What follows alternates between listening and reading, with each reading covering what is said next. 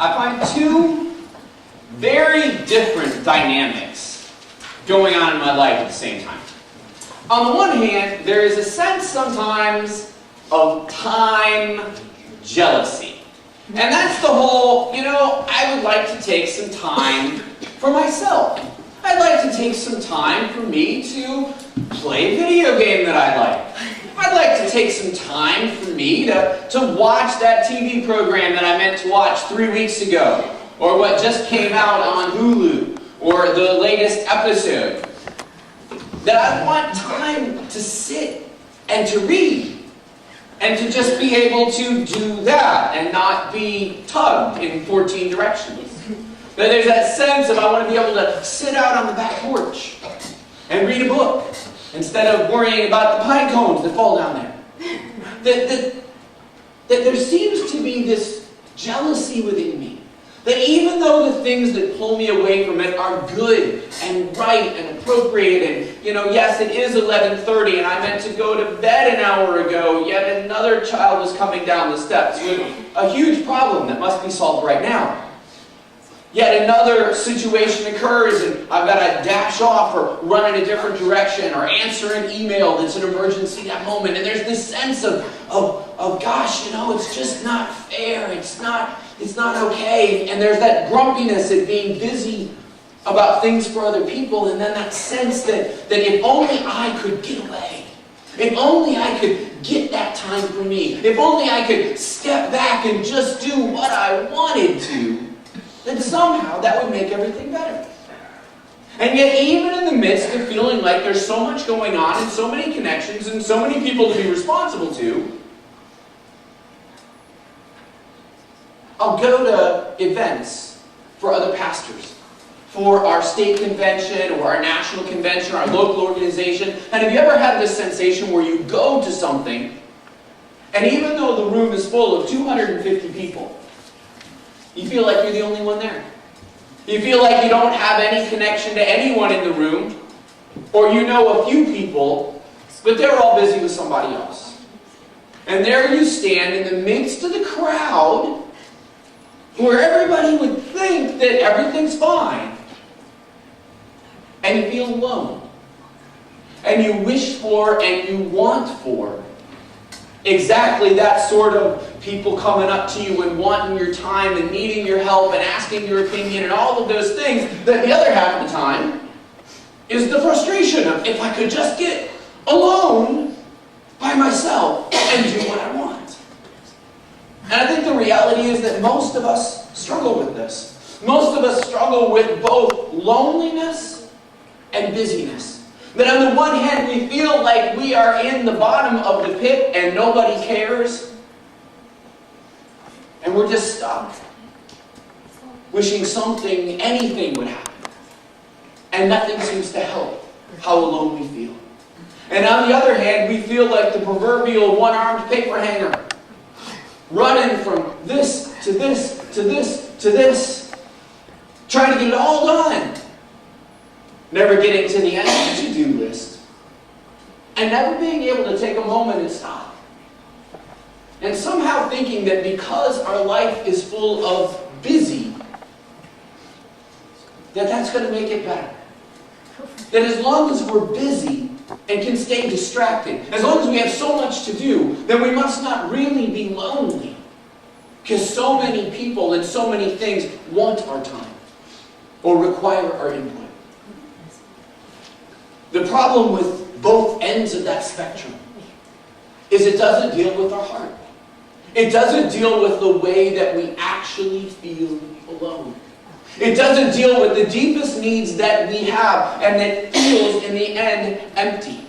That we run in those circles of busyness and we know in the back of our mind it doesn't mean anything. And it doesn't really mean we're important. That we run into these situations where we feel alone in that room of people or alone in our room at home. And no matter how much we distract ourselves with the television or with a book or with a phone call or whatever it might be, it just doesn't fix it. And doesn't make it better. And because we live where we do, in the culture we're a part of, we feel guilty about it. We feel like there must be something wrong with us.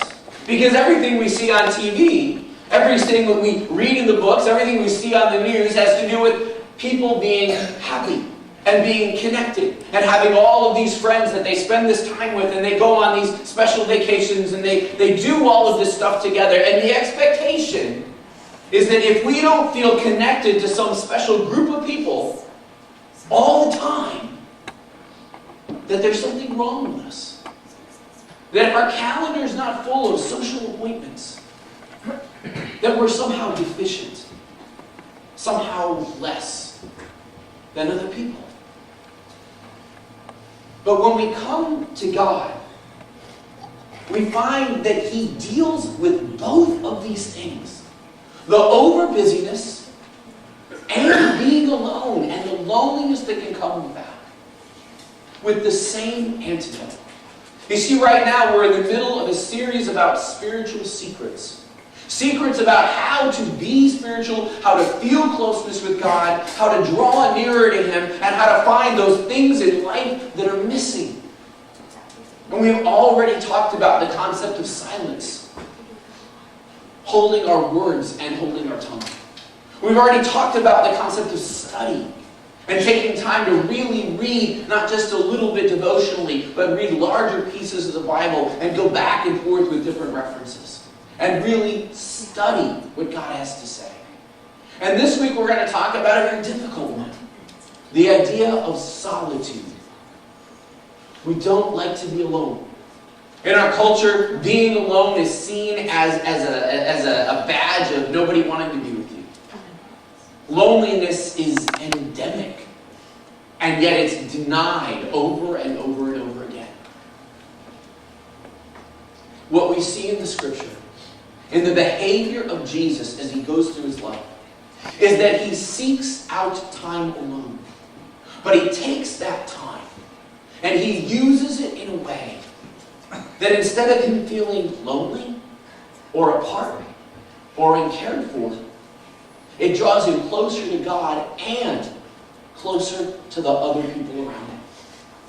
We're in Matthew chapter 14, verses 13, and then there's going to be an intervening section, and then verse 23. And just to set the stage for you, what has just happened in the life of Christ is He has sent His disciples out. So the 12 of them are out on their mission trip. They're out walking the villages. They're out going from place to place. And as they go from place to place, they're able to do miracles of healing. They're able to cast out demons. They're able to see tremendous response to their ministry. And they're coming back to rejoin Christ. Well, just as they're coming back to rejoin Him, Jesus receives news from Galilee that his cousin, and the prophet who foretold His coming, John the Baptist, has been executed by Herod the Tetrarch. Herod has kept John in prison for a significant period of time because of his prophecy for God and the fact that he was speaking out against Herod's marriage to his half-sister, which is just icky. And he's been calling out against it. And so he imprisons him, but he likes him and he's afraid of him because he's a prophet. And finally, the situation came together and he killed John the Baptist. So Jesus has just found out that the person who announced his role, who's also his cousin, who he probably grew up with, has been murdered by Herod, one who will take part in his own crucifixion later.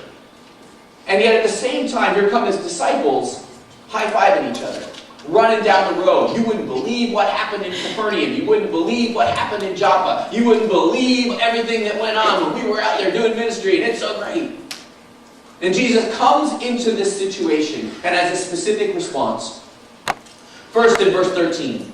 Now when Jesus had heard about John, he withdrew from there to a boat, to a secluded place by himself. And when the people heard of this, they followed him on foot from the cities. And Jesus receives this notice of what's happened. And he wants to get alone. Now over and over, when we see Christ going off to a place by himself alone, what he does is he talks with God. He prays. He takes the time to speak to God about what's going on. And it makes sense to me that he's running to God the Father for comfort, for a sense of understanding. How is it that the one who was the announcer of me coming here is getting killed? This is a prophet. Why didn't you protect him? That Jesus is running to God the Father to discuss with him what's going on. One of the best ways that we can turn being alone from loneliness into solitude is to talk with God. And I'm not talking about special set prayers. I'm not talking about making sure you pray the Lord's Prayer or whatever, now I'll lay me down to sleep over and over again or anything like that. But to take that time when you're alone, and instead of focusing on whatever distraction might be available, to start out with that focus on God. And then in talking with God and praying with Him, to be honest. And if you feel lonely, to tell Him, I feel lonely, God. I feel set apart. I feel uncared for. I need your help. I feel alone in this crowd of people where I should have connections, and I do have connections, but they just don't seem to be enough. To take that time, when you have that moment or that hour alone, and to start it with connecting with God through prayer. It's not a magic bullet. It's not going to suddenly make it that everybody else shows up, or that the sense of feeling alone is completely gone. But in taking and establishing that connection, in recognizing that God the Father is right there with you in the room, is this first step towards feeling the kind of growth and help in your soul that solitude can bring. Because the reality of being alone with God is being away from those things that distract you from Him. Being alone with God is the opportunity to quiet the noise and the chorus that constantly pulls us away and seeks our attention, and to actually listen to Him. To actually hear what He might have to say. To actually have an open ear to what He might speak to your heart. And have the luxury of the time to let Him speak slowly. Jesus is doing this. He's going and He's giving this time alone with God. And yet even as He does so, the people chase Him down. Now we think about that and we think, wow, Jesus was really popular then. And yes, He certainly was. But think about it from His point of view. Why did the crowd chase Him down? They chased Him down because they wanted to hear Him teach. They wanted to hear Him tell them that God loved them. They wanted to hear Him speak to them about God because He was a popular speaker. And so many of them wanted to see the miracles. They wanted to come and watch Him heal somebody. They wanted to come and maybe get healing for themselves or their own loved one. That they wanted to show up and to get something and to come and see a show. And yet what is the mission of Christ on earth? It's to come and to live and to die for these very people who, instead of wanting to hear necessarily what He has to say, want to come and see what kind of cripple might get healed. What kind of person might be brought from the pain of where they are to the healing that Christ gives. As Jesus sees this crowd coming, He has this incredible response. When He went ashore, He saw a large crowd and felt compassion for them and healed their sick. Jesus is on a mission to get to the top of the mountaintop and find comfort in the presence of God the Father over the death of His cousin and the situation of His ministry. And in the midst of this clear and present need to go and to speak with God the Father, the crowd comes up and Jesus turns aside. Jesus stops what He's doing for His own spiritual benefit, and instead He has compassion on those who need Him, and He ministers to them. I was reading in Time magazine, they've got this humor columnist, Joel Stein, and he talked about his wife learning how to meditate. And how it was great that she was learning how to meditate, and she thought it was really helpful, but amazingly enough, she needed to meditate right about between 4 o'clock and 5 o'clock in the evening, which would be when dinner would be needing to be put together. And he casually made the suggestion that maybe it would be better to meditate a little later in the evening so that they could work together on dinner, which so often when a man says that, I understand that we mean so you can do dinner and I can watch you. But as the case may be, he suggests that. She says, no, the digestion can upset your yoga ritual. So I need to wait and I should do the yoga before dinner. That would be kind of an example of putting your quietness, your solitude, ahead of other things, as if it cannot be interrupted. And the thing we need to remember as we seek that time alone with God is sometimes God uses the interruption that comes across as the fodder for the solitude that we need later. That our attitude about it, we need to be careful. Because it's so easy for us to begin to put this idea of drawing away to God in the same place as the me time to play the video game or watch the TV show or read the book or whatever it may be, and to turn it from an act of I'm following God and trying to know Him better and be closer to Him, into an act of I'm just being selfish for me. And I hope that makes sense. That wasn't meant to be misogynistic. If any of you ladies don't want to make dinner, that's okay. Okay? I'm not going anywhere with that. I'm just that example there. But that our solitude with God is interruptible for the needs of other people. It's not something we put on a pedestal and say, if I don't get this in, then everything's not okay. But by the same token, just because it's interrupted, it doesn't need to be ending. See, Jesus goes on, and it says that He healed their sick. And then when it was evening, the disciples came to Him and said, this place is desolate, and the hour is already late. So send the crowds away that they may go into the villages and buy food for themselves. See, this is the beginning of the time when Christ feeds the 5,000 people. And we get the whole thing where the disciples are like, send them away, and we've had enough of these guys. Let's have our debriefing and tell you all the great stuff that happened while we were out doing ministry. And they want to get to that. And Jesus instead uses the time to teach them a very important lesson about complete dependence on God. Uses the time to let them know that the minimal resources they have, the 5 loaves of bread and the 2 fishes, when given completely to God, can be enough to feed the whole crowd of 5,000. But Jesus actually meets the practical need of this crowd. And all of those things come together. Jesus takes care of that. He doesn't just teach. He doesn't just heal. He gives them a meal. He puts everything together.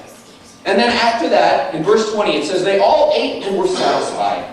They picked up what was left over, the broken pieces, 12 full baskets, and there were about 5,000 men who ate besides women and children. And then, verse 22, immediately He made the disciples get in the boat and go ahead of Him to the other side while He sent the crowds away. So Jesus finishes the meal, says, guys, go gather up the crumbs. You got everything was left over, all right? Get in the boat. But Jesus, we wanted to stay, and let's talk about the miracle, and we've got 12 baskets of food. Can we sit and eat them? Get in the boat. Off in the boat. But how are you going to get where we're going? Don't worry about me. I got it covered. Get in the boat. And Jesus sends the disciples across the lake, which is kind of crazy. Do they think He's going to hitchhike? Is He going to walk around the edge? He's going to find somebody else to drive it? I don't know. But Jesus sends them out of there. Immediately after that, He sends the crowd away. Now, Matthew just says He sends the crowd away. You got to look in the Gospel of Luke to find out why He sends the crowd away. What did Jesus just do? He just fed 5,000 people. They're excited about it. They're happy about it. So what do? Let's make Him king. It's not time. It's not time for Jesus to be proclaimed as king. That comes on Palm Sunday. It's not time for Jesus to step up and be crucified. There are more things we need to learn from His life first. There's more that He needs to show us and teach us. It's not time. So when the crowd begins to agitate to make Him their king, when the crowd begins to think this same miracle-working power that fed us can overthrow the Romans, Jesus gathers them out and says, all right, nothing to see here. We're all done. Everybody on your way. Head on home. And sends them out. Jesus met their needs. He healed the sick.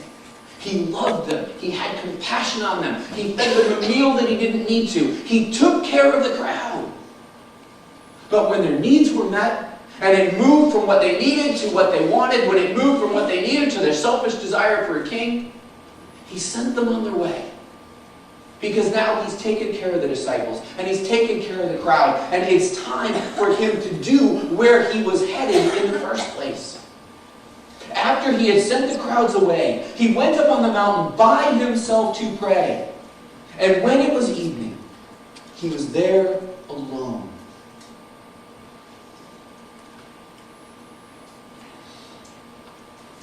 When we have the opportunity to be alone, we have a choice. We can turn to all the things we stacked up for me to do.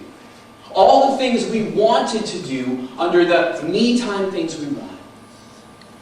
And we can pick, and we can choose, and we can find what we think will be the perfect distraction, the perfect relaxation, the perfect guilty pleasure, whatever it might be. Or we can take the opportunity to connect to God. Now, does that mean we never get to do the things over here? Of course not. Does that mean God says we should never watch Dancing with the Stars? I mean, I would say yes, but I think he would say no. But what he's saying is that his understanding of what we need to do in the time that we have beats ours. That his selection of how we might spend that time alone is a better selection than what we come up with for ourselves. And has options that we would not otherwise have even thought of. And the only way to draw on that, the only way to pull that into our life is to turn to him in prayer in that moment and say, first, God, you show me what you want to do in me and with me in this time we have together.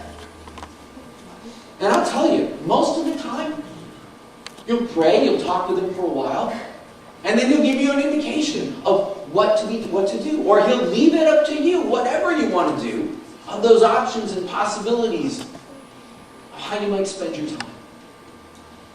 But what I have found, not only in my own life, but in the lives of others, is that stepping aside and focus on Christ, that turning to him first and giving him that time, over and over again, has enriched that time I have alone.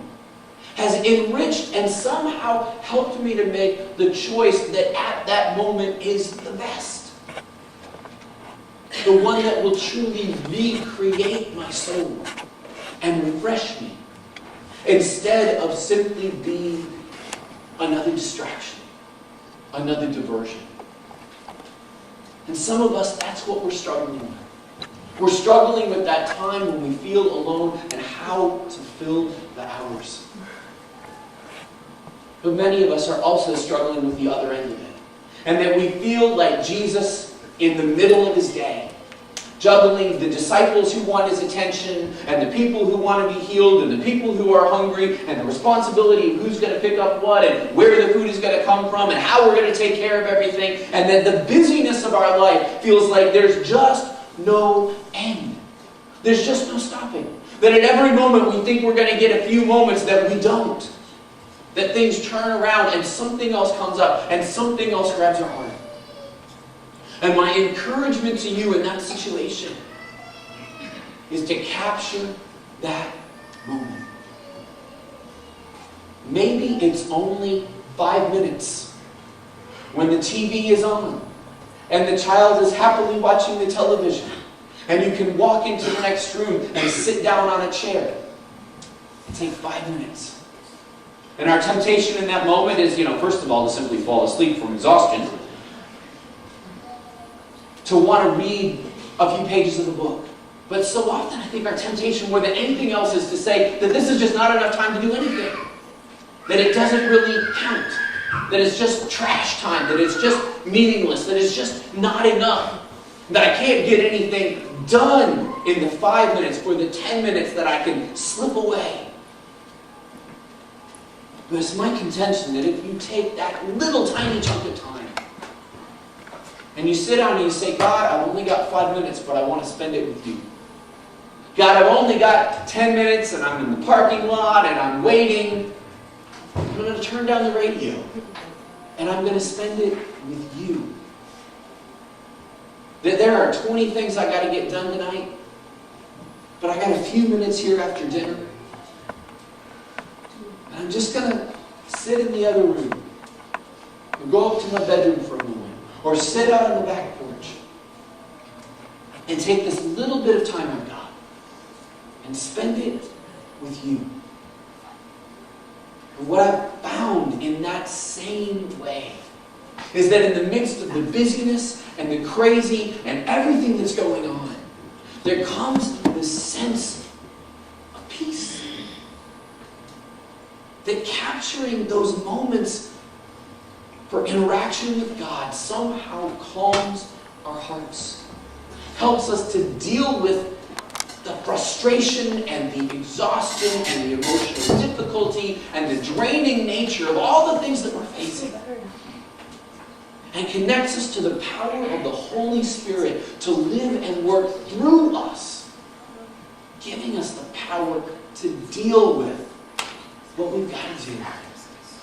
To love those who are difficult to love in the moment. And to find peace in the flurry of busy insanity. So my challenge to you this week is really straightforward. Whether the problem is too much time on our hands, we're never feeling like there's any, to capture the moment for God. To capture the moment for God, for drawing near to Him, for coming close to Him, to give the time to Him first, and then let Him guide your conversation with Him. Let Him fill you with His strength. And that He will comfort you in ways you can't even imagine. In ways we can't even explain. But that somehow that connection changes things. Changes our hearts. And doesn't just draw us to Him, but draws us to each other. So this week, every day, for just a little bit, for just a few moments, for just a little span of time, I want to ask you each day to take those 5 minutes, to take those 10 minutes, to take that time that would be filled with a distraction you don't even really want to do, and to focus on Christ first, and let Him guide you, listen for His voice, and trust Him to work in the midst of what's going on. At this point, as we receive the offering, there's a couple of things I want you to do.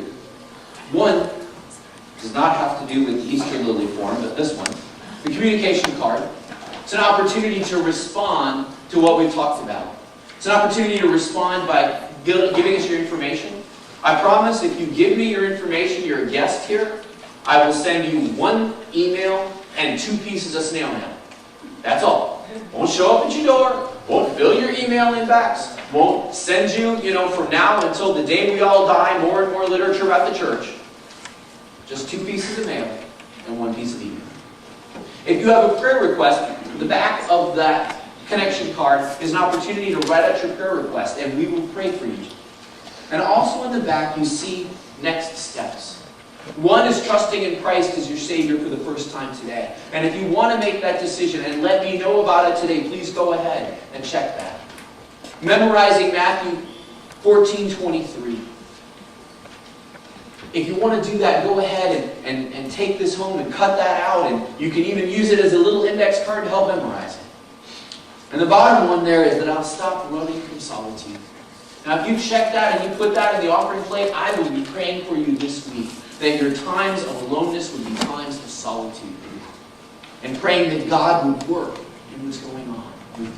Also in the back, you have an opportunity, if there are other things you're interested in about the church, to let us know and get some answers.